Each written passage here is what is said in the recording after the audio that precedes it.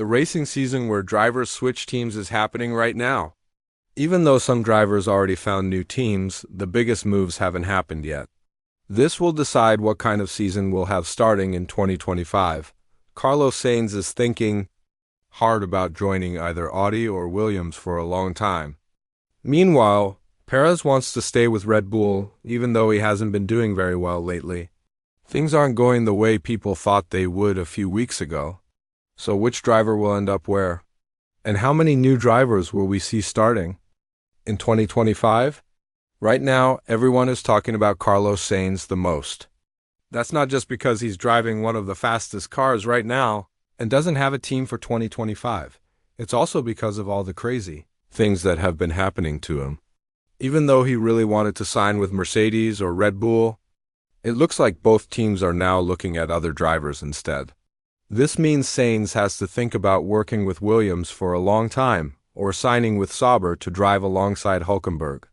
But something interesting happened in Belgium. Many people thought Perez would get in big trouble after he drove terribly in Monaco and had 3 really bad races where Red Bull struggled a lot. But it seems like the Austrian team now wants to keep working with Perez. They think he's a low-risk, high-reward type of driver for them. If they brought in Sainz, it would mean Verstappen would have one more enemy to fight against. That's not a small thing when Ferrari and McLaren are so close in 2024.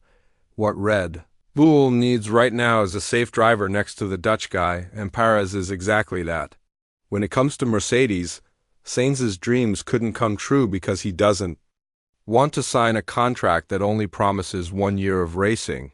Even so, the smooth operator has been connected to an amazing possible move to Williams. This is a team that was getting better and better last year, but couldn't keep that good form going in 2024. When people talk about this possibly happening, Vowles didn't say no to any talks happening behind closed doors. The team boss of Williams said, "The truth behind all of Sainz's possible moves to Williams is that you're always talking to several drivers. Those are the kinds of conversations that I always keep between small groups rather than telling the public. If there's anything being discussed, we'll make sure it comes out to the world pretty quickly." You'll see that Sargent's driving has been questioned a lot. Even though Albon hasn't really done better than expected either, he managed to get 2 points in Monaco and separate the team from Sauber, who were the last ones to score points in 2024.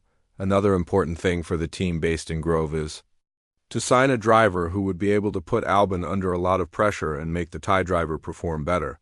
In this case, that would be Sainz or even another experienced race winner like Bottas. It's very unlikely that Williams would play Mercedes' game and bring Antonelli for a couple of years before he leaves for Mercedes. That's why the young Italian driver will probably end up at Mercedes starting in 2025. Still, it's not clear if Wolff will be ready to make this move happen. He said himself that he doesn't want to get too excited about the F2 driver because he has to improve his driving skills properly before he can be considered a real replacement for Hamilton. But to be honest, Antonelli's practice sessions with Mercedes in Austria and Italy have been absolutely amazing.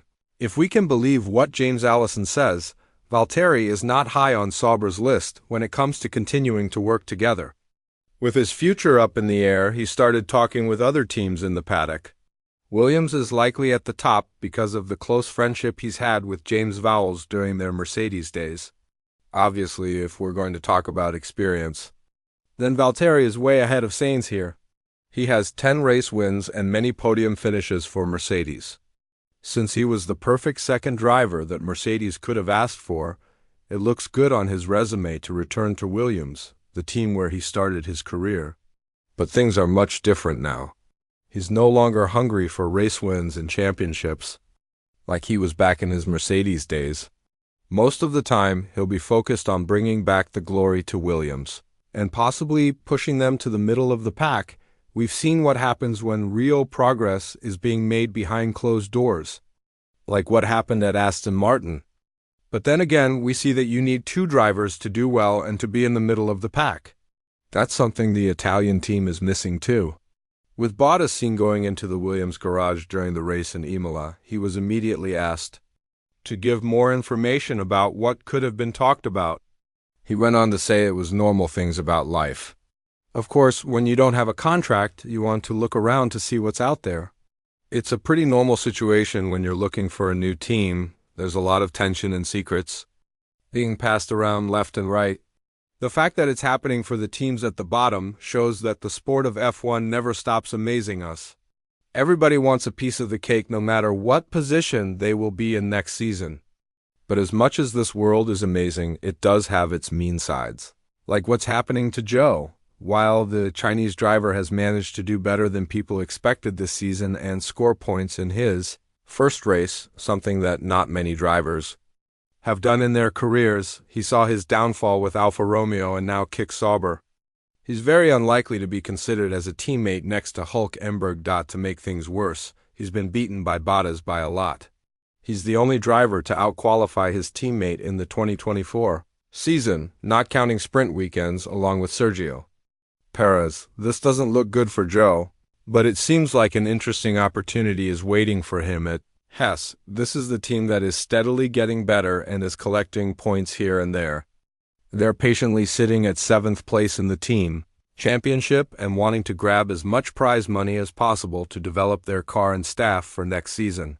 With Hülkenberg leaving and Magnussen's poor performance in the past couple of races, it's now clear that the American team might be going into the 2025 season with 2 new drivers. Zhou is on the list of possible drivers too, but if he wants to be seriously considered, he would definitely have to outshine his current teammate. For the majority of teams, including Mercedes, even though he is part of the Silver Arrows family, they're not even thinking of bringing him next to Russell after what he did to Gasly. So all in all, Ocon's future is either fixing the problems with Alpine or moving on to another chapter of his life at Haas. Here we are very likely to see a driver that would technically not be a rookie because he drove 1 race in Ferrari, and that is Ali Bearman. The 18-year-old British driver was amazing in the race in Jeddah, replacing Carlos Sainz. The overtake that he managed to pull on his teammate in Monaco has left most of the F1 world amazed at how well this young guy races. All of this has pretty much guaranteed his seat at Haas. The team principal Ayo Komatsu said this will depend a lot more on how he performs during the practice sessions than his F2 season, which is the opposite of what Mercedes said about Kimi Antonelli. With all of this in mind, which of these team changes do you think will actually happen? And more importantly, do you think it would be a good move for the drivers to change their teams after everything that has happened? Let us know in the comments below. Once you do that, make sure to click on the video that's appearing on your screen right now.